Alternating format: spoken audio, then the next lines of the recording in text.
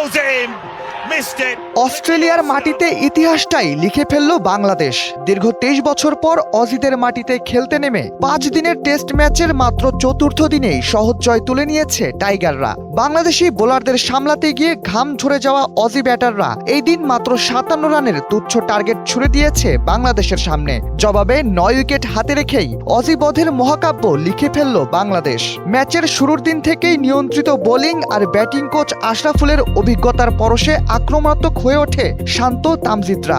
অজিদের batting line up ধসিয়ে দিয়ে বিশ্বসেরা bowling সাইটের বিরুদ্ধেও লিড নেওয়ার সাহস করে বাংলাদেশ। ইতিহাস বলছে এমন পরিস্থিতিতেও ম্যাচ হারার নজির রয়েছে টাইগারদের। ম্যাচের দ্বিতীয় দিনে অজি ব্যাটাররা কিছুটা হুঙ্কার তুললেও ফের বাংলাদেশের বোলারদের পারফরমেন্সের কাছে ধরাশায়ী হয় স্মিথ কামিন্সরা। 5+ স্টার রেটিং প্রাপ্ত দেশের সর্বোচ্চ বিদ্যুৎ সাশ্রয়ী ওয়ালটন এসি স্মার্ট কমফোর্ট এখন নেক্সট লেভেলে। নিজেদের দ্বিতীয় ইনিংসে 10 উইকেট হারিয়ে 284 রান সংগ্রহ করে অস্ট্রেলিয়া। ফলে বাংলাদেশের জন্য টার্গেট হয়ে দাঁড়ায় মাত্র 57 রান।